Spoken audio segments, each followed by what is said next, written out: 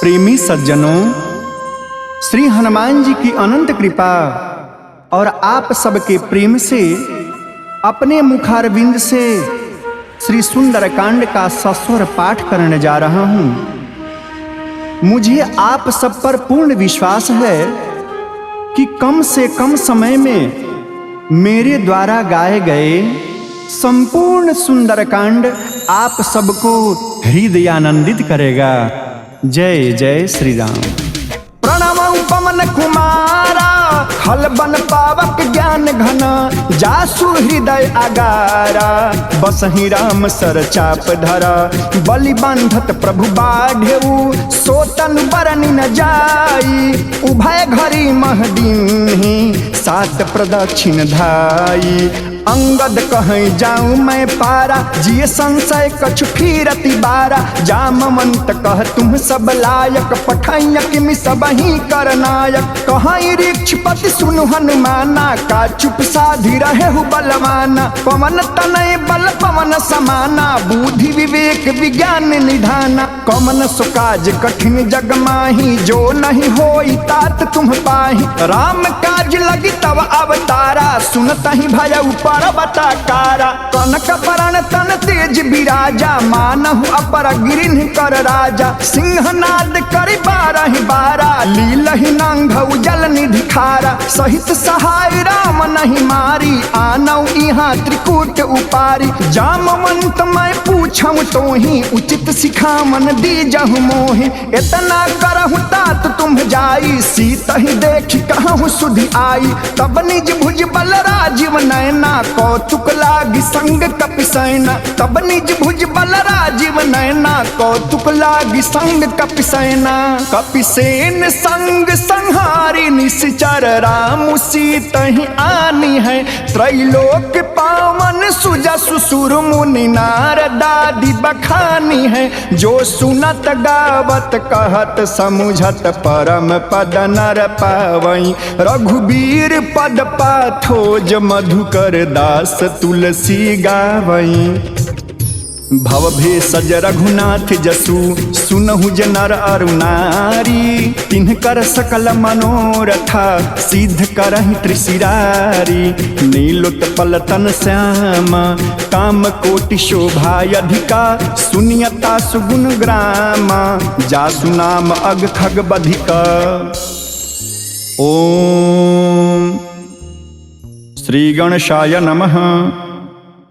श्री जानकी वल्लभो विजयते, शांतं शाश्वतम प्रमेयमनघं, निर्वाण शांति प्रदम, ब्रह्मा शंभु फणीन्द्र सेव्यमनिशं, वेदांत वेद्यं विभुं, रामाख्यं जगदीश्वरं सुरगुरुं, माया मनुष्यं हरिं, वंदेहम करुणाकरं रघुबरं, भूपाल चूड़ामणिं, नान्यास्पृहा रघुपते हृदयस्मदीये, सत्यं वदामि च भामान् खीलान्तरात्मा, भक्तिं प्रयच्छ रघुपङ्गमं निर्भरां मे, कामादिदोषरहितं कुरु मानसं च, अतुलितबलधामं हेमशैलाभदेहं, दनुजवन कृशानुं ज्ञानिनामाग्रगण्यं, सकलगुणनिधानं वानराणामधीशं, रघुपति प्रिय भक्तं वातजातं नमामि,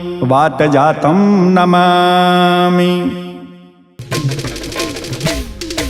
जामवंत के बचन सुहाय, सुनि हनुमंत हृदय अति भाई, तब लगी मोहि परिखेहु तुम भाई, सही दुख कंद मूल फल खाई, जब लगी आवो सीतहि देखी, होहि काज मोहि हरस विसेखी, यह कहीं नाई सबनि कहूँ माथा, चले हरस ही धरि रघुनाथा, सिंधु तीर एक भूधर सुंदर, कौतुक कूद चढ़ेउता ऊपर, बार बार रघुबीर संहारी, कर के उपमन तनय बल भारी। जेहि गिरि चरण देई हनुमंता, चले उसोगा पाताल तुरंता। जिमि अमोघ रघुपति कर बाना, एहि भांति चले हनुमान। जल निधि रघुपति दूत विचारी, तय मैं ना कहूँ ही श्रमहारी। हनुमान तेहि परसा, कर पुन किन्ह प्रणाम। राम काज किन्हे बिनु, मोहि कहाँ विश्राम। जात पवन सुत देवन देखा, जाने कहूँ बल बुद्धि विशेखा। सुरसा नाम अहिन कै माता, पठइन आई कहीं तेहि बाता। आज सुरन मोहि दिन आहारा, सुनत बचन कह पवन कुमारा। राम काज करि फिर मैं आवं, सीता कई सुधि प्रभु ही सुनाऊं। तब तब बदन पैठी हूँ आई, सत्य कहूँ मोहि जान दे माई। कवने हूँ जतन दही नहीं जाना, ग्रससी न मोहि कहूँ हनुमाना। जो जन भरते ही बदन पसारा, कपितनु किन्ह दुगुन विस्तारा। 16 जो जन मुक्त थयऊ, तुरत पवन सुत 32 भयऊ। जस जस सुरसा बदनु बढ़ावा, तासु दून कपि रूप दिखावा। 7 जो जन तेहि आनन किन्हा, अति लघु रूप पवन सुत लिन्हा। बदन पैठी पुनि बाहिर आवा, मागा विदाता ही सिरुनावा। मोहि सुरन जेहि लागी पठावा, बुद्धि बल मरम तोड़ मैं पावा। राम काज सब करी हूँ, तुम बल बुद्धि निधान। आशीष देई गई सो, हर्ष चले हनुमान।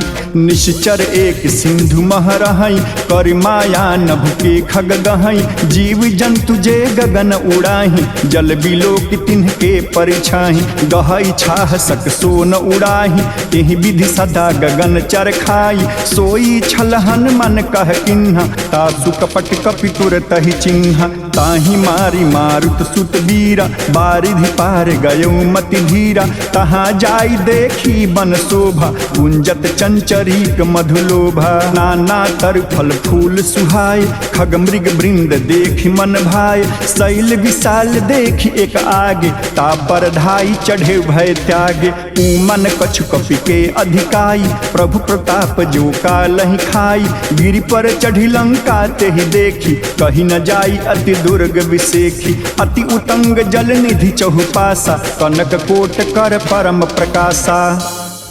कनक कोट विचित्र मणिकृत सुंदरायतना घना। चौहाट हाट सुबाट बीथिम, चारु पुरु बहु विधि बना। गजबाजी खचर निकर पदचर, रथ बरूथनि को गनय। बहुरूप निशिचर जूठ, अति बल सेन वर्णत नहीं बनय। बन बाग उपवन बाटिका, सरकूप बापिम सोहहि। नर नाग सुर गंधर्व कन्या, रूप मुनि मन मोहहि।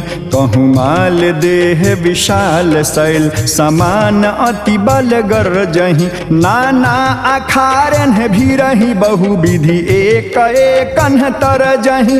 करि जतन भट कोटिन्ह विकट तन, नगर चहु दिशि रक्षहि। कहूँ महिष मानुष धेनु खर, अज खल निशाचर भक्षहि। एहि लागी तुलसीदास इनकी, कथा कछु एक है कहीं। रघुबीर सरतीरथ शरीरहि, त्यागी गति पै सही। पुर रखवारे देखी बहु, कपि मन किन्हि विचार। अति लघु रूप धरौ निसी, नगर करौ पैसार। मसक समान रूप कपिधारी, लंकहि चलौ सुमिरि नरहारी। नाम लंकिनी एक निशिचरी, सो कह चल सि मोहि निंदरी। जानहि नहीं मरमु सठ मोरा, मोर आहार जहाँ लगी चोरा। मुठिका एक महाकपिहानि, रुधिर बमत धरनी ठन मानि। पुनि संभारी उठी सो लंका, जोरी पानी कर विनय सशंका। जब रावण ही ब्रह्म बर दिन्हा, चलत बिरंची कहाँ मोहि चिन्हा। विकल हो सिते कपि के मारे, तब जाने सुनिश्चर संहारे। तात मोर अति पुण्य बहुता, देखे नयन राम कर दूता। तात स्वर्ग अपवर्ग सुखा, धर्य तुलायक अंग। तूलन ताहि सकल मिली, जो सुख लव सतसंग। प्रविशी नगर की जय सब काजा, हृदय राखी कौशलपुर राजा। गरल सुधारी पुकरहि मिताई, गोपद सिंधु अनल शीतलाई। गरुड़ सुमेरु रेणु समताही, राम कृपा करि चितवा जाहि। अति लघु रूप धरे हनुमाना, पैठा नगर सुमिरि भगवाना। मंदिर मंदिर प्रतिकर शोधा, देखे जहाँ तहाँ अगणित जोधा। गयउ दशानन मंदिर माही, अति विचित्र कही जात सुनाही। शयन किए देखा कपितेहि, मंदिर महु न दीख बय देहि। भवन एक पुन दीख सुहावा, हरि मंदिर तह भिन्न बनावा। रामायुध अंकित गृह, शोभा बरनि न जाई। नाम तुलसी का वृंद तहाँ, देखी हरस कपिराई। लंका निश्चर निकर निवासा, यहाँ कहाँ सजन कर बासा। मन मह तर्क करे कपिलागा, तेहि समय विभीषण जागा। राम राम तेहि सुमिरन किन्हा, हृदय हरस कवि सज्जन चिन्हा। एहि सन हठ करि हूँ पहचानी, साधुत होई न कारज हानि। विप्र रूप धरि वचन सुनाए, सुनत विभीषण उठि तहाँ आए। करि प्रणाम पूछी कुशलाई, विप्र कहूँ निज कथा बुझाई। कि तुम हरिदासन मह कोई, मोरे हृदय प्रीति अति होई। कि तुम राम दीन अनुरागी, आयहु मोहि करन बड़ भागी। तब हनुमंत कही सब, राम कथा निज नाम। सुनत जुगल तन पुलकमना, मगन सुमिर गुण ग्राम। सुनहु पवन सुत रहनी हमारी, जिमि दसनहि महु जीभ बिचारी। तात कबहु मोहि जानी अनाथा, करिहहि कृपा भानुकुल नाथा। तामस तनु कछु साधन नाही, प्रीति न पद सरोज मन माही। अब मोहि भा भरोस हनुमंता, बिनु हरि कृपा मिलहि नहीं संता। जो रघुवीर अनुग्रह किन्हा, तो तुम मोहि दरस हठु दिन्हा। सुनहु विभीषण प्रभु कै रीति, करहि सदा सेवक पर प्रीति। कहूँ कवन मैं परम कुलीना, कपि चंचल सब ही विधिहीना। प्रात ले जो नाम हमारा, तेहि दिन ताहि न मिले आहारा। अस्मय अधम सखा सुनु, मोहु पर रघुबीर। किन्हि कृपा सुमिरी गुना, भरे बिलोचन नीर। जानत हूँ अस स्वामी बिसारी, फिर हित काहि न होहि दुखारी। एहि विधि कहत राम गुण ग्राम, पावा निर्वच विश्राम। उन सब कथा विभीषण कही, जेहि विधि जनक सुता तहराही। तब हनुमंत कहा सुन भ्राता, देखी चहु जानकी माता। जुगति विभीषण सकल सुनाई, चले पवन सुत विदा कराई। करि सोई रूप गयउ पुनित हम, बन अशोक सीता रह जहम। देखी मनहि महु कीन्ह प्रणामा, बैठी बीति जात निस जामा। कृष्ण तनु शीस जटा एक बेनी, जपति हृदय रघुपति गुण श्रेणी। निज पद नयन दिए मना, राम पद कमल लीन। परम दुखी भा पवन सुता, देखी जानकी दीन। तरु पल्लव महुरहा लुकाई, करई विचार करो का भाई। तेहि अवसर रामनु तह आवा, संग नारी बहु किए बनावा। बहु विधि खलसी तहि समझावा, साम दाम भय भेद दिखावा। कह रामन सुन सुमुख सयानी, मंदोदरी आदि सब रानी। तब अनुचर करऊ पन मोरा, एक बार बिलुक मम ओरा। तृणधरि ओट कहत बय देहि, सुमिरी अवधपति परम सनेहि। सुन दस मुख खदोत प्रकाशा, कबहु की नलनी करई विकासा। असमन समझ कहती जानकी, खल सुधि नहीं रघुवीर बानकी। सठ सुने हरि आ नहीं मोहि, अर्धम नीलज लाज नहीं तोहि। आप सुन खादोत समा, राम ही भानु समान। परुष बचन सुन काढ़ी असी, बोला अति खिसियान। सीता तय मम कृत अपमाना, कटिहऊँ तव सिर कठिन कृपाना। नाही त सपदि मान मम मानी, सुमुख होत नत जीवन हानि। श्याम सरोज दाम सम सुंदर, प्रभु भुज करि कर सम दस कंधर। सो भुज कंठ की तब अस घोरा, सुन सठ अस प्रमाण पन मोरा। चंद्रहास हरु मम परितापम, रघुपति बिरह अनल संजातम शीतल निशित बहसी बरधारा कह सीता हर मम दुख भारा सुनत बचन पुनि मारन धावा मैं तनया कही नीति बुझावा कहसी सकल निश्चरण ही बोलाई सीत ही बहु विधि त्रास हूँ जाई मास दिवस महु कहाँ न माना तो मैं मार बिकाढ़ी कृपाणा भमन गयूं 10 कंधरा यहाँ पिशाचिन वृंद सीत ही त्रास देखा वहीं धरहु रूप बहुमंद त्रिजटा नाम राक्षसी एका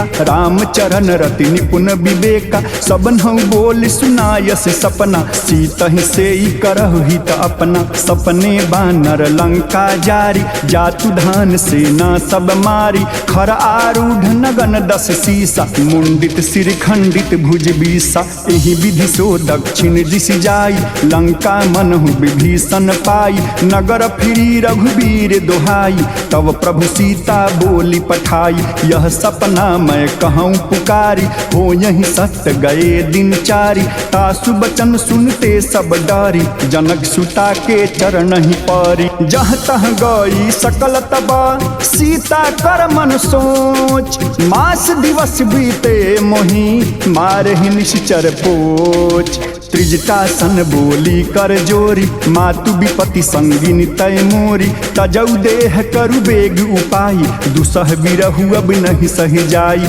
आनि काठ रचुचिता बनाई मातु अनल पुनि देहि लगाई सत्य करहि मम प्रीति सयानी सुनय को श्रवण सूल समबानी सुनत बचन पद गहि समुझायसि प्रभु प्रताप बल सुजसु सुनायसि निशिन अनल मिन सुन सुकुमारी अस कहि सो निज भमन सिधारी कह सीता विधि भा प्रतिकूला मिलहि न पावक मिटहि न सूला देखियत प्रगट गगन अंगारा अवनि न आवत एक उतारा पावक मैं शशित्रवतन आगी मानहु मोहि जानि हत भागी सुनहि विनय मम बिटप अशोका सत्य नाम करु हर मम शोका नूतन किसलय अनल समाना देहि अग्नि जन करहि निदान देखी परम बिरहा कुल सीता सोचन कपि कलप समबीता कपि कर हृदय विचारा दीन मुद्रिका डारी तब जन्म शोक अंगारा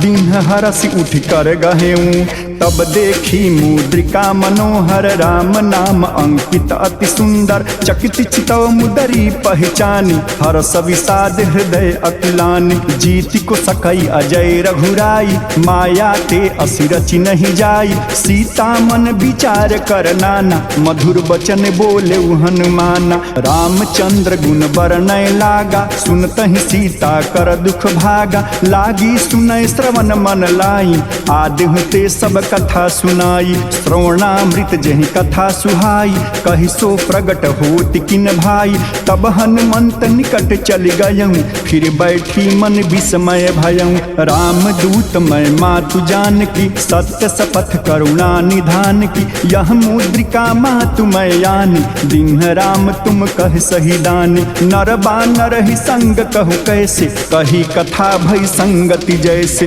कपि के वचन सप्रेम सुनी उपजा मन विश्वास जाना मन क्रम बचन यहा कृपा सिंधु कर दास हरिजन जानि प्रीति अति गाढ़ी सजल नयन पुल कावली बाढ़ी बुड़त बिरह जलधि हनुमाना भयू तात मो कहूँ जल जाना अब कहूँ कुशल जाऊँ बलिहारी अनुज सहित सुख भवन खरारी कोमल चित कृपाल रघुराई कपि कहि हेतु धरी निठुराई सहज बानी सेवक सुखदायक कबहु कसुरति करत रघुनायक कबहु नयन मम शीतल ताता हुई हहि निरखि श्याम मृदु गाता बचनु न आय नयन भर बारी अहह नाथ हौ निपट बिसारी देखी परम बिरहा कुल सीता बोल कपि मृदु बचन विनीता मातु कुशल प्रभु अनुज समेता तब दुख दुखी सुकृपा निकेता जन जानन मानहु जिय ऊना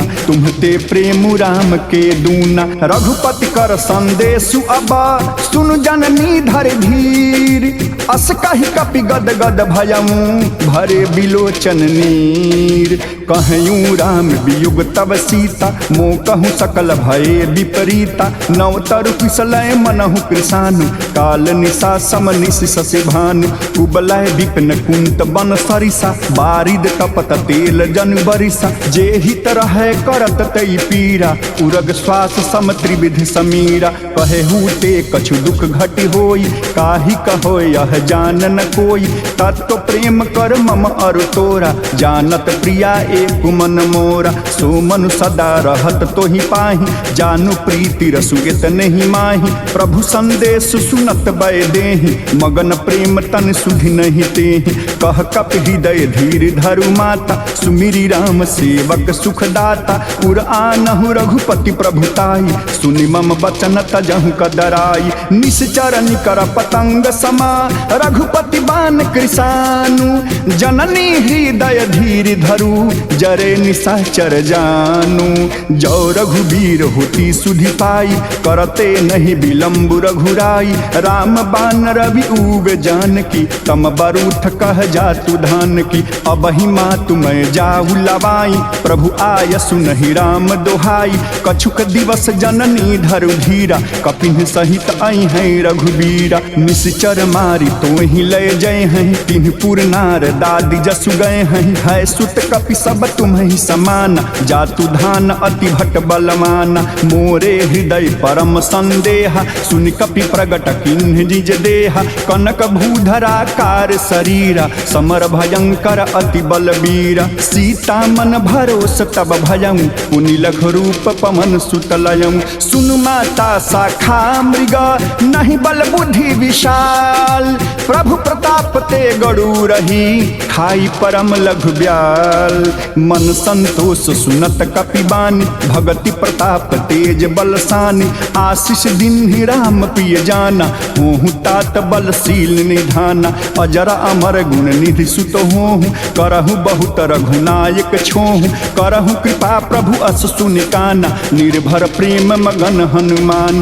बार बार नायसी पद सीसा, बोला बचन जोरी कर कीसा। अब कृत कृत्य भयऊ मैं माता, आशीष तव अमोघ विख्याता। सुनहु मात मुहि अतिशय भूखा, लागी देख सुंदर फल रूखा। सुन सुत करहि विपिन रखबारी, परम सुभट रजनी चर भारी। तिन्ह कर भय माता मोहि नाही, जो तुम सुख मानहु मन माही। देखी बुद्धि बल निपुण कपि, कहूँ जान की जाहूँ। रघुपति चरण हृदय धरी, तात मधुर फल खाहूँ। चले उनाई सिरु पैठे बागा, फल खाय सितर तोरय लागा। रहे तहाँ बहु भट रखवारे, कछु मार सि कछु जाय पुकारे। नाथ एक आवा कपि भारी, तेहि अशोक वाटिका उजारी। खाय सि फल अरु बिटप उपारे, रक्षक मर्दि मर्दि महि डारे। सुनु रामन पठये भट नाना, तिन्हि देखि गरजेउ हनुमान। सब रजनी चर कपि संघारे, गए पुकारत कछु अघमारे। पुनि पठयऊँ तहु अक्ष कुमारा, चला संग लय सुभट अपारा।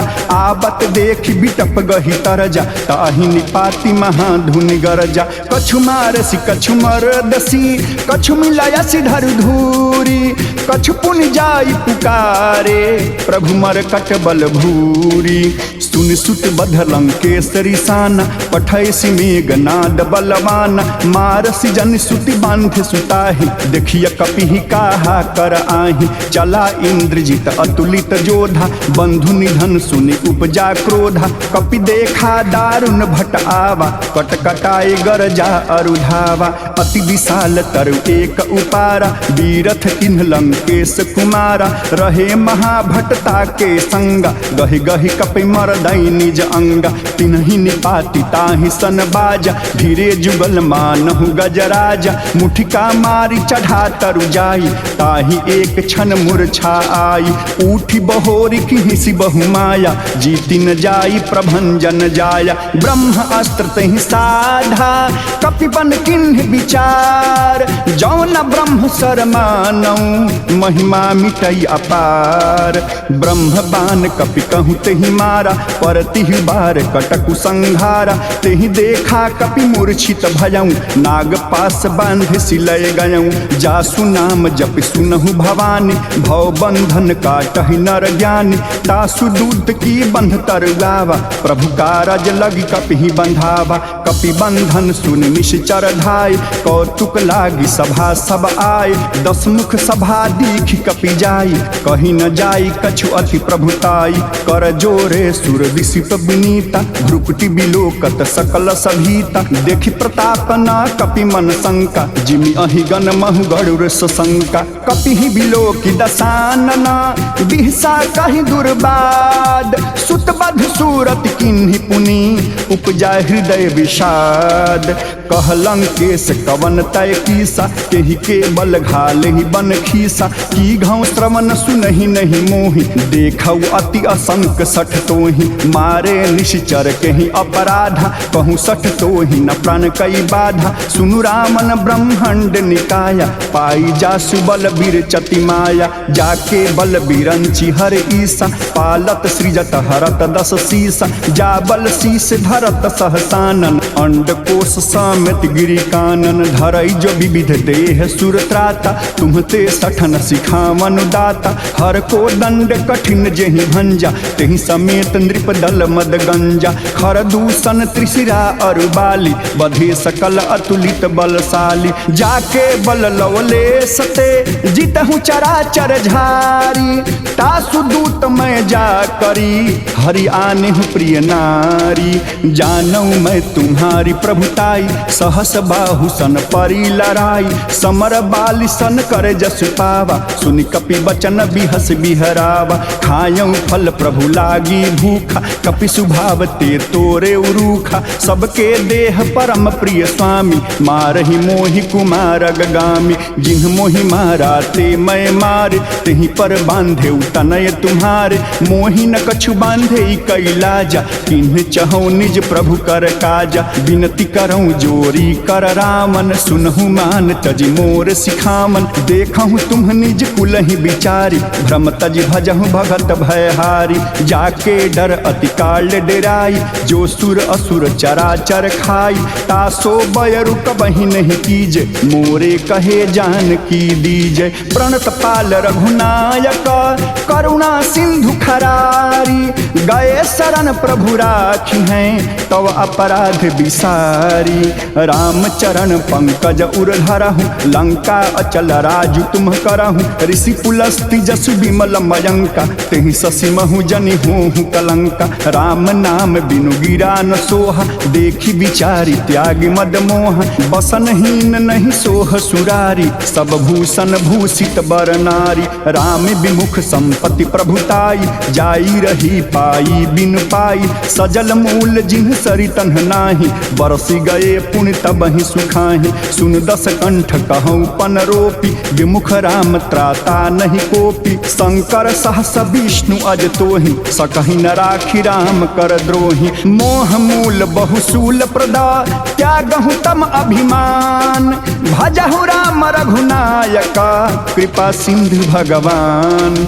यद्यपि कही कपि अति हित बानी, भगति विवेक विरति नय सानी। बोला बिहसी महा अभिमानी, मिला हमहि कपि गुण बर ज्ञानी। मृत्यु निकट आई खल तोहि, लागसी अधम सिखावन मोहि। उल्टा हो यही कह हनुमाना, मति भ्रम तोर प्रगट मैं जाना। सुनि कपि बचन बहुत खिसियाना, बेगी न हरहु मूढ़ कर प्राणा। सुनत निशाचर मारन धाय, सचिवन सहित विभीषण आय। नाई शीस कर विनय बहुता, नीति विरोध न मारिय दूता। आन दंड कछु करिय गोसाई, सबहि कहा मंत्र भल भाई। सुनत बिहसी बोला 10 कंधर, अंग भंग करि पठैय बंदर। कपि के ममता पूछ परा, सबहि कहूँ समझाई।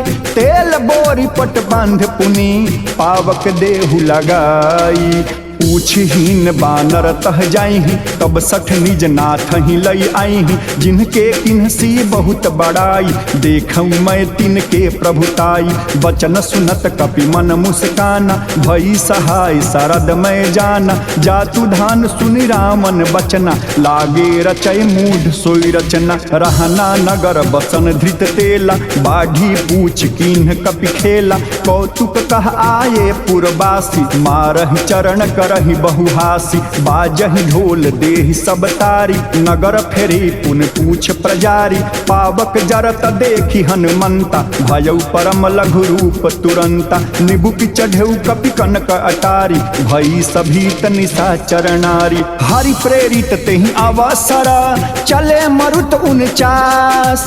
अट्टहास करि गरज कपि, बढ़ी लाग आकाश। देह विशाल परम हर आई, मंदिर ते मंदिर चढ़ धाई। जरई नगर भालोग बिहाला, झपट लपट बहु कोटि कराला। तात मातु हा सुनिय पुकारा, एहि अवसर को हम ही उबारा। हम जो कहा यह कपि नहीं होई, बानर रूप धरे सुर कोई। साधु अवज्ञा कर फल ऐसा, जरई नगर अनथ कर जैसा। जारा नगर 19 एक माही, एक विभीषण कर गृह नाही। ताकर दूत अनल जेहि सिरिजा, जरा न सोते ही कारण गिरिजा। उलटी पलटी लंका सब जारी, कूदी परा पुन सिंधु मझारी। पूछ बुझाई खोरी श्रमा, धरी लघु रूप बहोरी। जनक सुता के आगे, ठाढ़ भयं कर जोरी। मातु मोहि दीजे कछु चिन्ह,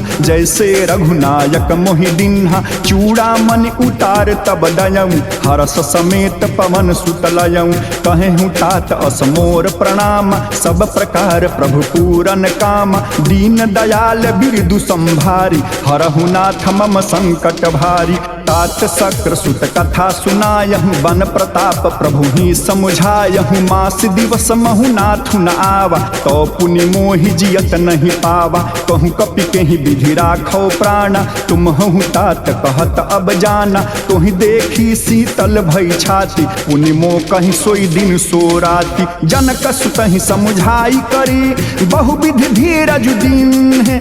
चरण कमल सिरुनाई कपि, गवनु राम पहिकीन्ह। चलत महाधुन गरज सिभारी, गर्भस्त्र महि सुनि निश्चर नारी। नाघि सिंधु एहि पारहि आवा, सपद किल किला कपिन सुनावा।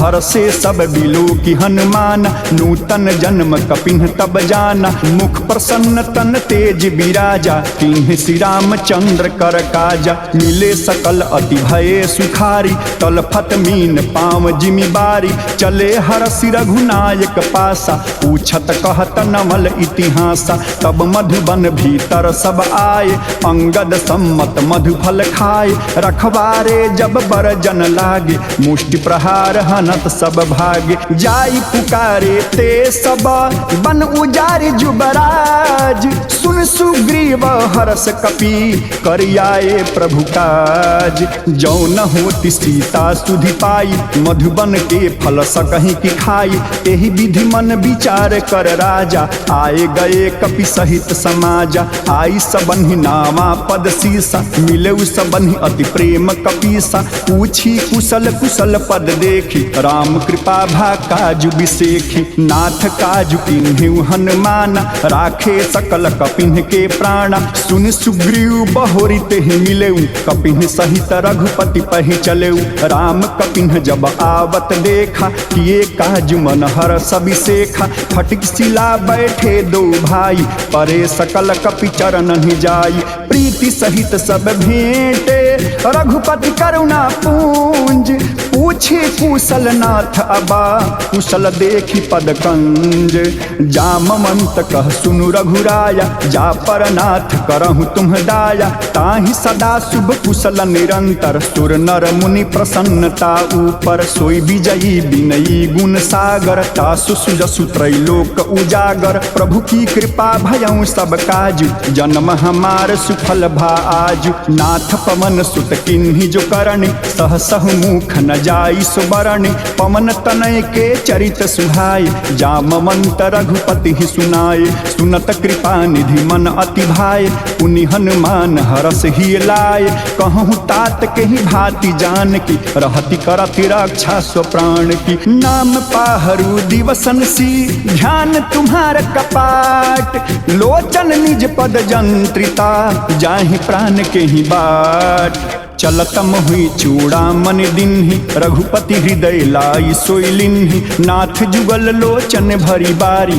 बचन कहे कछु जनक कुमारी अनुज समेत गहेहु प्रभु चरण दीन बंधु प्रणतारति हरण मन क्रम बचन चरण अनुरागी केहि अपराध नाथ हूँ त्यागी अवगुण एक मोर मैं माना बिछुरत प्राण न किन्ह पयाना नाथ सुनयन को अपराधा मिसरत प्राण करहि हठि बाधा बिरह अग्नि तनु तूल समीरा श्वास जरई छन माहि शरीरा नयन स्त्रम ही जल निज हित लागी जरई न पाव देह विरहागी सीता कय अति विपति विशाला बिनहि कहे भली दीन दयाला निमिष निमिष करुणा निधि जाहि कलप सम बीती बेग चलिय प्रभु आनिया भुज बल खल दल जीती सुन सीता दुख प्रभु सुख आयना भरी आए जल राजीव नयना बचन काय मन मम गति जाहि सपने बुझिय विपति की ताहि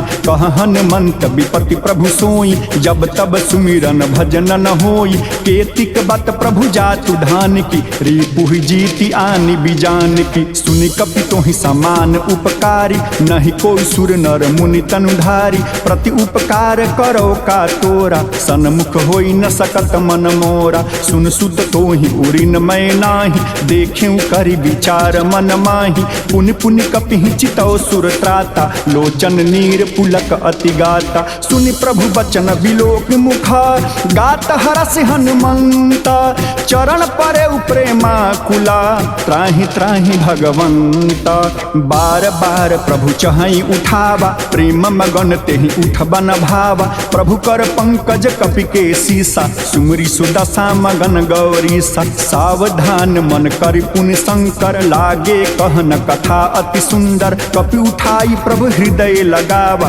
कर गहि परम निकट बैठावा कहूँ कपि रामन पालित लंका तेहि विधि दय दुर्ग अति बंका प्रभु प्रसन्न जाना हनुमाना बोला बचन विगत अभिमाना शाखा मृग के बड़ु मन साई शाखा ते शाखा पर जाई नाभि सिंधु हाटक पुरजारा निश्चर गण विधि विपिन उजारा सो सब तव प्रताप रघुराई नाथ न कछु मोरी प्रभुताई ताकहु प्रभु कछु अगम नहीं जा पर तुम अनुकूला तव प्रभाव बड़वा न लही जारी सकई खल तूला नाथ भगति अति सुखदायन देहु कृपा करि आन पायन सुनि प्रभु परम सरल कपिबानी एवमस्तु तब कहें भवानी उमा राम सुभहु जेहि जाना ताहि भजनु तजि भाव न आना यह संवाद जासुर आवा रघुपति चरण भगत सोई पावा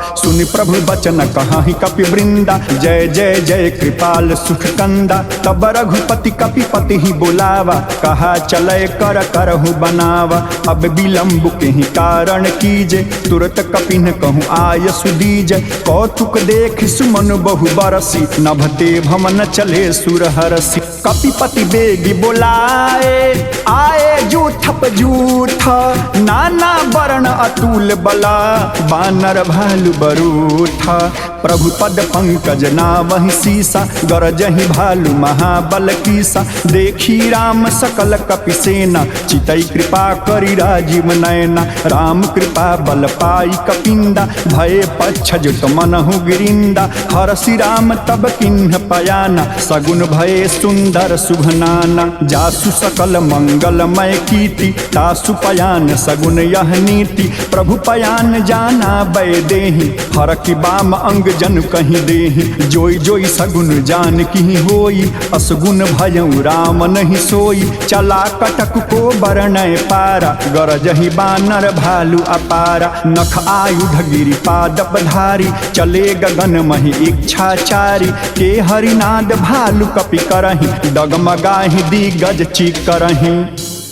चीकरहि दिग्गज ढोल मही गिरी लोल सागर खर भरे मन हरस सब गंधर्व सुर मुनि नाग कीनर दुख टरे कट कट हिमर कट बिकट भट बहु कोटि कोटिन धावहि जय राम प्रबल प्रताप कौशलनाथ गुण गण गावहि सही सकन भार उदार अहिपति बार बारहि मोह गह दसन पुनि पुनि कमठ पृष्ठ कठोर सो किमि सोहहि रघुबीर रुचिर प्रयाण प्रस्थिति जानि परम सुहामनि जनु कमठ खर पर सर पराज सुलिखत अविचल पावनि एहि विधि जाई कृपा निधि उतरे सागर तीरा जहाँ तहाँ लागे खान फला भालू विपुल कपिवीरा उहाँ निशाचर रहि सशंका जब ते जारी गए कपिलंका निज निज गृह सब करहि विचारा नहीं निश्चर कुल केर उबारा जासु दूत बल बरनि न जाई तेहि आए पुर कवन भलाई दू तीन सन सुनि पुर जन बानी मंदोदरी अधिक अकुलानि रहसी जोरी कर पति पग लागी बोली बचन नीति रस पागी कंत करसी हरिसन परिहरहु मोर कहा अति हित ही धरहु समुझत जासु दूत कई करणी स्त्रभहि गर्भ रजनी चर धरणी तासु नारे निज सचिव बोलाई पठवहु कंत जो चहु भलाई तव कुल कमल विपिन दुखदाई सीता सीत निशा सम आई सुनहु नाथ सीता बिनु दिन्हे इतना तुम्हारे शंभु अज किन्हे राम बान अहिगन सरिसा निकरन साचर भेक जब लगी ग्रसतन तब लगी जतन करहु तजि टेक श्रवण सुनी सठता करी बानी दिहसा जगत विदित अभिमानी सभय सुभाउ नारी कर साचा मंगल महु भय मन अति काचा जो आवई मर कट कट काई जियहि विचारे निसीचर खाई कम पहिलो कप जाकी त्रासा तासु नारी सभित बड़ी हासा अस कहीं बिहसिता ही उरलाई चले सभा ममता अधिकाई मंदोदरी हृदय कर चिंता भयउ कंत पर विधि विपरीता बैठे सभा खबरी असिपाई सिंधु पार सेना सब आई बुझसी सचिव उचित मत कहूँ ते सब हास मष्ट कर रहूँ जीतहु सुरासुर तब श्रम नाही नर बानर कहीं लेखे माही सचिव वैद गुरु तीनी जो प्रिय बोलाई भय आस राज धर्म तन तीन करा होई बेगहीनास सोई रामन कहूँ बनी सहाय स्तुति करहि सुनाई सुनाई अवसर जानी विभीषण आवा भ्राता चरण शीस तेहि नावा उन सिर नाई बैठ निज आसन बोला बचन पाई अनुशासन जो कृपाल पूछे मोहि बाता मति अनुरूप कहो हित ताता जो आपन चाहे कल्याणा सुज सुसुमति शुभ गति सुख नाना सो पर नारी लीलार गोसाई तजौ चौथ के चंद किनाई 14 भुवन एक पति होई भूत द्रोह तिष्ठई नहीं सोई गुण सागर नागर नर जो अलप लोभ भल कहि न को काम क्रोध मद लोभ सब नाथ नरक के पंथ सब परिहरि रघुबीरहि भजहु भजहि जहि संत तात राम नहीं नर भूपाला भुवनेश्वर कालहु कर काला ब्रह्म अनामय अज भगवंता व्यापक अजित अनादि अनंता गोद्विज धेनु देव हितकारी कृपा सिंधु मानुष तनुधारी जनरंजन भंजन खल ब्राता वेद धर्म रक्षक सुन भ्राता ताहि बयरु तजनाई माथा प्रणता रति भंजन रघुनाथा देहुनाथ प्रभु कहु बय देहि भजहु राम बिनु हेतु सनेहि शरण गए प्रहुताहु न त्यागा विश्वद्रोह कृत अघ जेहि लागा जासु नाम त्रयतापन सामन सोई प्रभु प्रगट समुझ जिय रामन बार बार पद लागऊं विनय करऊं 10 शीस परिहरि माना मोह मदा भजहु कौशलाधीश मुनि पुलस्ति निज शिष्य सना कही पठई यह बात तुरत सुमय प्रभु सन कही पाई सुअवसर तात। माल्यवंत अति सचिव सयाना, तासु बचन सुनि अति सुख माना। तात अनुज तव नीति विभूषण, सो उर्धर हुज कहत विभीषण। रिपुत करस कहत सठ दो, दूरी न करहु यहाँ है को। माल्यवंत गृह गयउ बहोरी, कहई विभीषण पुनि कर जोरी। सुमति कुमति सबके उर रहहि, नाथ पुराण निगम अस कहहि। जहाँ सुमति तह संपत्ति नाना, जहाँ कुमति तह विपत्ति निदाना। तव उर कुमति बसी विपरीता, हित अनहित मानहु रिपुप्रीता। काल रात निश्चर कुल केरी, तेहि सीता पर प्रीति घनेरी। तात चरण गहि मांगेऊ, राखेऊ मोर दुलार। सीता देहूँ राम कहूँ, अहित न होई तुम्हारा। बूढ़ पुराण श्रुति सम्मत बानी, कही विभीषण नीति बखानी। सुनत दसानन उठारी साई, खल तोहि निकट मृत्यु अब आई। जियसी सदा सठ मोर जियावा, रिपुकर पक्ष मूढ़ तोहि भावा। कहसी न खल अस को जग माही, भुजबल जाहि जिता मैं नाही। मम पुर बसी तपसिन्ह पर प्रीति, सठ मिल जाई तिन्हि कहु नीति। अस कहि किन्हि चरण प्रहारा, अनुज गहे पद बारहि बारा। उमा संत कई इहि बड़ाई, मंद करत जो करई भलाई। तुम पितु सरिसि भलहि मोहि मारा, राम भजे हितनाथ तुम्हारा। सचिव संग लय नभ पथ गयऊँ, सबहि सुनाई कहत अस भयऊँ। राम सत्य संकल्प प्रभु, सभा काल बस तोरी। मैं रघुबीर शरण अबा, जाऊँ देहु जनि खोरी। अस कहीं चला विभीषण जबहि, आयुहीन भये सब तबहि। साधु अवज्ञा तुरत भवानी, कर कल्याण अखिल कयहानि। रावण जबहि विभीषण त्यागा, भयउ विभव बिनु तबहि अभागा। चलेउ हरषि रघुनायक पाहि, करत मनोरथ बहुमन माहि। देखिहउँ जाई चरण जल जाता, अरुण मृदुल सेवक सुखदाता। जे पद परसि तरी ऋषि नारी, दंडक कानन पामनकारी। जे पद जनक सुता उरलाय, कपट कुरंग संग धर धाय। हर उर सर सरोज पद जेई, अहो भाग्यमय देखी हई तेई। जिन्ह पायन के पादुकन्ही, भरतु रहे मन लाई। ते पद आज बिलो की हयूं, इन्ह नयन ही अब जाई। एहि विधि करत स प्रेम विचारा, आयउ सपदि सिंधु एहि पारा। कपिन्ह विभीषण आवत देखा, जाना कोई रिपुदूत विशेखा। ताहि राखी कपिस पहि आए, समाचार सब ताहि सुनाए। कह सुग्रीव सुनहु रघुराई, आवा मिलन दसानन भाई। कह प्रभु सखा बूझिहे काहा, कहई कपिस सुनहु नर नाहा। जानी न जाई निशाचर माया, काम रूप के कारण आया। भेद हमार लेन सठ आवा, राखिय बांधि मोहि असभावा। सखा नीति तुम्हनी की विचारी, मम पन शरणागत भयहारी। सुनि प्रभु बचन हरस हनुमाना, शरणागत बच्छल भगवाना। शरणागत कहूँ जे तजहि, निज अनहित अनुमानी। ते नर पावर पापमया, तिन्हि बिलोकत हानि।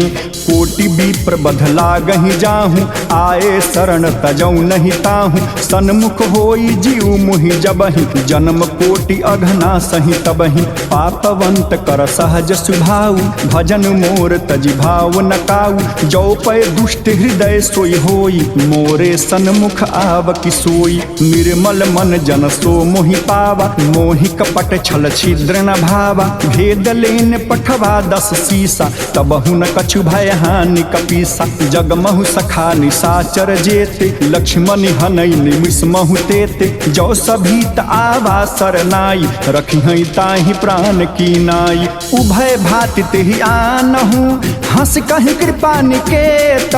जय कृपाल कहि कपि चले, अंगद हनु समेत। सादर तेहि आगे करि बानर, पर चले जहाँ रघुपति करुणा कर। दूरी ही ते देखे दो भ्राता, नयनानंद दान के दाता। बहुरी राम छवि धाम बिलोकी, रहे उठटुकी एक टक पल रोकी। भुज प्रलंब कंजारुन लोचन, श्यामल गात प्रणत भय मोचन। सिंह कंध आयत उर सोहा, आनन अमित मदन मन मोहा। नयन नीर पुलकित अति गाता, मन धरि धीर कहीं मृदु बाता। नाथ दशानन कर मैं भ्राता, निस्सर वंश जन्म सुर त्राता। सहज पाप प्रियतामस देहा, जाथा उलु कही तम परनेहा। श्रवण सुजस सुनि आयऊ, प्रभु भंजन भव भीर। त्राहि त्राहि आरति हरना, शरण सुखद रघुबीर। अस कहीं करत दंडवत देखा, तुरत उठे प्रभु हरस अभिषेखा। दीन बचन सुनि प्रभु मन भावा, भुज विशाल गहि हृदय लगावा।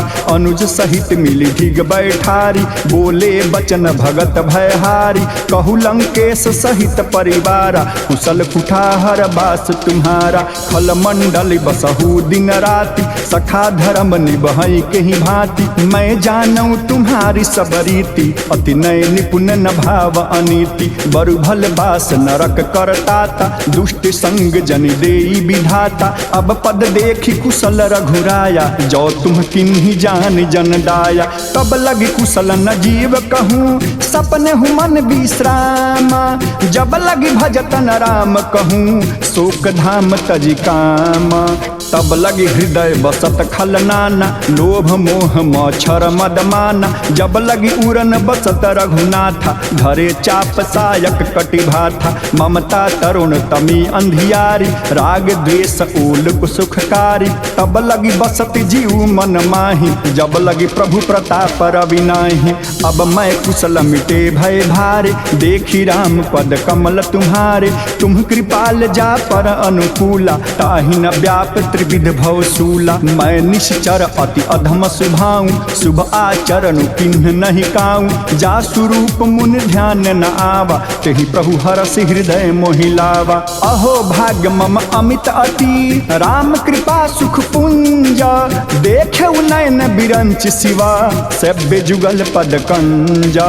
सुनहु सखा निज कहूँ सुभाऊं, जान बुसुंडी शंभु गिरि जाऊं। जो नर होई चराचर द्रोही, आवे सभय शरण तकी मोहि। तज मद मोह कपट छल नाना, करऊँ सद्द तेहि साधु समाना। जननी जनक बंधु सुत दारा, तनु धन भवन सुहृद परिवारा। सबके ममता ताग बटोरी, मम पद मन ही बांधि बरि डोरी। समदर्शी इच्छा कछु नाही, हरस शोक भय नहीं मन माही। अस सज्जन मम उर बस कैसे, लोभी हृदय बसई धनु जैसे। तुम सारिखे संत प्रिय मोरे, धरऊ देह नहीं आन निहोरे। सगुन उपासक परहिता, निरत नीति दृढ़ नेमा।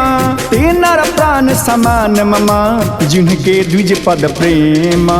सुन लंकेश सकल गुण तोरे, ताते तुम अतिशय प्रिय मोरे। राम बचन सुनि बानर जूठा, सकल कहीं जय कृपा बरूठा। सुनत विभीषण प्रभु कै बानी, नहीं आघात श्रवणामृत जानी। पद अम्बुज गहि बारहि बारा, हृदय समातन प्रेम अपारा। सुनहु देव सचराचर स्वामी, प्रणत पाल उर अंतर जामी। उर कछु प्रथम बासना रही, प्रभु पद प्रीति सरित सोबही। अब कृपाल निज भगति पावनी, देहु सदा शिव मन भावनी। एवमस्तु कहि प्रभु रन धीरा, मागा तुरत सिंधु कर नीरा। जदपि सखा तव इच्छा नाही, मोर दरसु अमोघ जग माही। अस कहीं राम तिलक तेहि सारा, सुमन वृष्टि नभ भई अपारा। रावण क्रोधा अनल निजा, श्वास समीर प्रचंड। जरत विभीषण राखेऊ, दीन्हु राजु अखंड। जो संपत्ति शिव राम नहीं, दीन्ह दिए दसमात। सोई संपदा विभीषण ही, सकुचि दीन्ह रघुनाथ। अस प्रभु छाड़ी वजहि जे आना, ते नर पशु गुण पूछ बिसाना। निज जन जाहि ताहि अपनावा, प्रभु सुभाव कपिकुल मन भावा। पुनि सर्वज्ञ सर्व उर्वासी, सर्व रूप सब रहित उदासी, बोले वचन नीति प्रतिपालक, कारण मनुज दनुज कुल घालक। सुन कपीस लंकापति वीरा, एहि विधि तरिय जलधि गंभीरा। संकुल मकर उरग झस जाति, अति अगाध दुस्तर सब भांति। कह लंकेश सुनहु रघुनायक, कोटि सिंधु शोषक तव सायक। यद्यपि तदपि नीति असि गाई, विनय करिय सागर सन जाई। प्रभु तुम्हार कुल गुरु जलधि, कहीं उपाय विचारी। बिन प्रयास सागर तरही, सकल भालु कपिधारी। शाखा कहीं तुम्हनी की उपाय, करिय दैव जो होई सहाय। मंत्र न यह लक्ष्मण मन भावा, राम बचन सुने अति दुख पावा। नाथ दैव कर कमन भरोसा, सोसिय सिंधु करिय मन रोसा। कादर मन कहूँ एक अघारा, दैव दैव आलसी पुकारा। सुनत बिहस बोले रघुबीरा, ऐसे ही कर धरहु मन धीरा। अस कहीं प्रभु अनुजहि समुझाई, सिंधु समीप गए रघुराई। प्रथम प्रणाम किन्हि सिरुनाई, बैठे पुनि तट दर्भ डसाई। जब ही विभीषण प्रभु पह आए, पाछे रामन दूत पठाए। सकल चरित तिन्ह देखे, धरे कपट कपि देहा। प्रभु गुण हृदय सराहि, शरणागत परनेहा। प्रगट बखान ही राम सुभाऊ, अति सप्रेम गा बिसरी दुराऊ। रिपु के दूत कपिन तब जाने, सकल बांधि कापिस पहि आने। कह सुग्रीव सुनहु सब बानर, अंग भंग करि पठवहु निशिचर। सुन सुग्रीव बचन कपिधाय, बांधि कटक चहु पास फिराए। बहु प्रकार मारण कपि लागे, दीन पुकारत तदपि न त्यागे। जो हमार हर नासा काना, तेहि कौशलाधीश कै आना। सुनि लक्ष्मण सब निकट बुलाए, दया लागी हंसी तुरत छुड़ाए। रामन कर दिजहूँ यह पाती, लक्ष्मण बचन बाच कुल घाती। कहेहु मुखागर मूढ़ सना, मम संदेश उदारा। सीता देहु मिलहु नता, आवा काल तुम्हारा।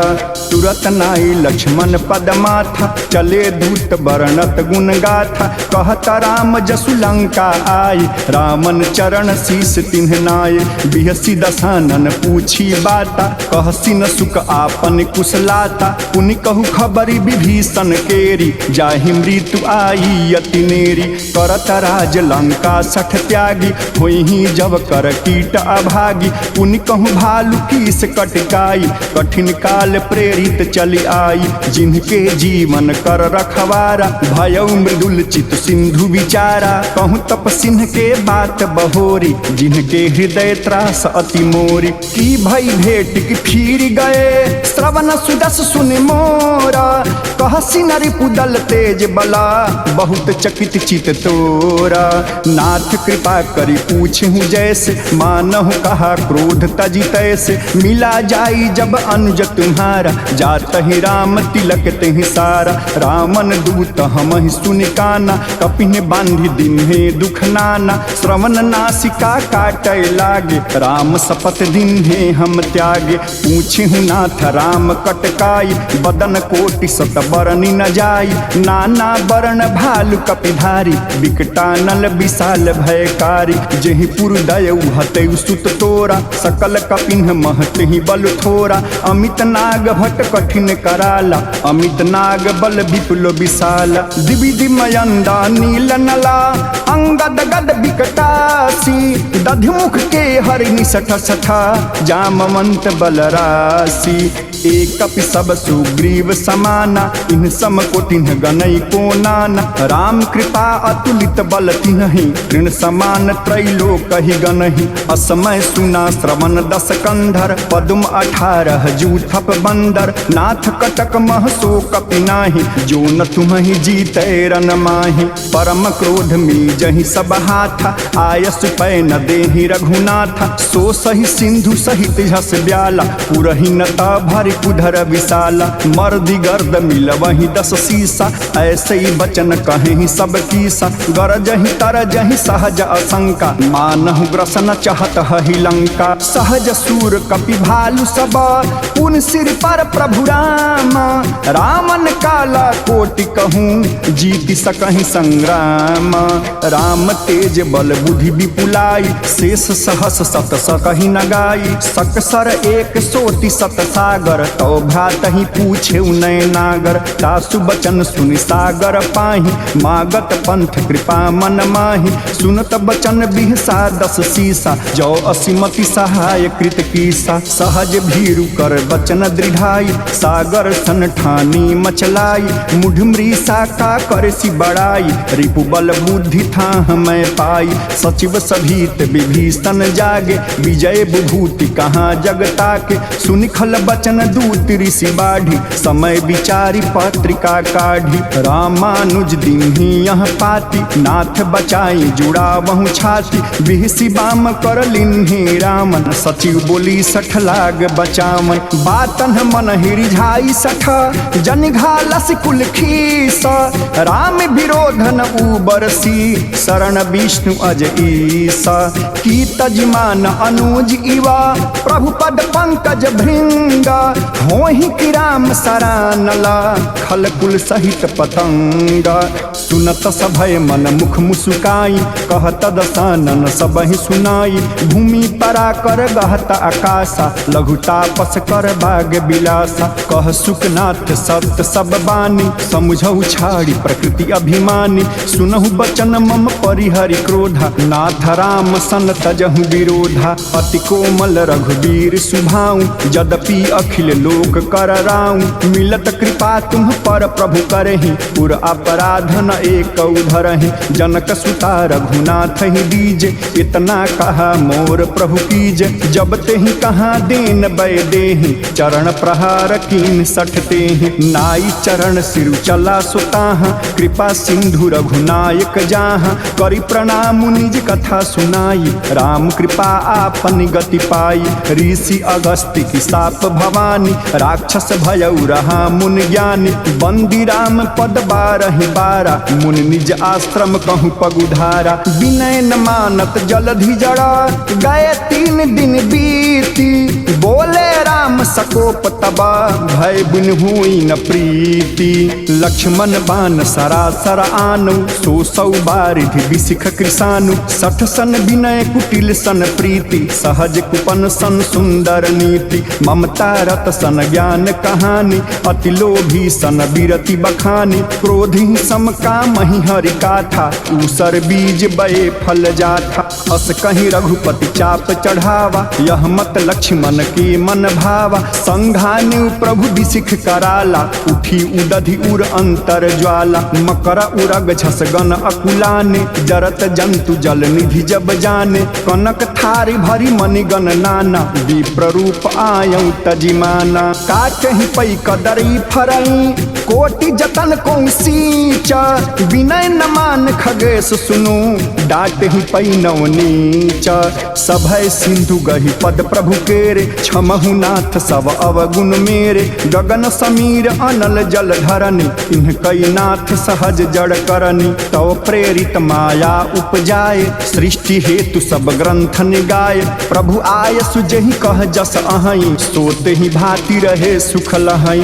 प्रभु भल किन्हि मोहि सिक दिन्हि, मर जादा पुनि तुम्हारी किन्हि। ढोल गंवार शूद्र पशु नारी, सकल ताड़ना के अधिकारी। प्रभु प्रताप मैं जाब सुखाई, उतरी ही कटक न मोरी बड़ाई। प्रभु आज्ञा अपेल श्रुति गाई, करौ सो बेगी जो तुम ही सुहाई। सुनत विनीता बचनयति, कह कृपाल मुस्काई। जेहि विधि उतरय कपि कटकूं, तात सो कहूँ उपाई। नाथ नील नल कपि दो भाई, लरिकाई ऋषि आशीष पाई। तिनके परस किए गिरि भारे, तरिहहि जलधि प्रताप तुम्हारे। मैं पुनि उर धरि प्रभु प्रभुताई, करिहं बल अनुमान सहाय। एहि विधिनाथ पयोधि बंधाई, यजहि यह सुजसु लोक तिहु गाई। एहि सर मम उत्तर तटवासी, हतहु नाथ खल नर अघरासी। सुनि कृपा कृपाल सागर मन पीरा, तुरत ही हारी राम रणधीरा। देखी राम बल पौरुष भारी, हरषि पयो निधि भयम सुखारी। सकल चरित कहीं प्रभु ही सुनामा, चरण बंदी पाठो दिशि धावा। निज भवन गवन सिंधु श्री रघुपति यह मत भायम। यह चरित कलिमल हर जथामति दास तुलसी गायम। सुख भवन संशय समन दमन विषाद रघुपति गुण गण। तज सकल आस भरोस गावहि सुनहि संतत सठ मना। सकल सुमंगल दायक रघुनायक गुणगान। सादर सुनहिते तरहि भवा, सिंधु बिना जल जान। सिंधु बिना जल जान। अपने राष्ट्र को सुंदर बनाने हेतु, अपने समाज को सुंदर बनाने हेतु तथा इस कलयुग के समस्त पापों के नाश हेतु प्रत्येक व्यक्ति को, प्रत्येक भक्त को श्री तुलसीकृत श्री रामचरितमानस के पंचम सोपान श्री सुंदरकांड का पाठ करना तथा सुनना दोनों ही आवश्यक है। सकल सुमंगलदायक, सभी प्रकार के मंगलों को देने वाला यह तुलसीकृत श्री रामचरितमानस के पंचम सोपान श्री सुंदरकांड का पाठ जो भी भक्त श्रद्धा से इस सुंदरकांड पाठ को अपने कर्णेंद्रिय द्वारा श्रवण करता है, वह इस जीवन रूपी लंबी भवसागर को, इस जीवन रूपी लंबी लक्ष्य को भाव सिंधु बिना जलजान, बिना ही नौका के द्वारा पार कर जाता है। श्री सुंदरकांड का 60वां दोहा सुसंपन्न हुआ। इसी के साथ जय श्री राम, जय हनुमान।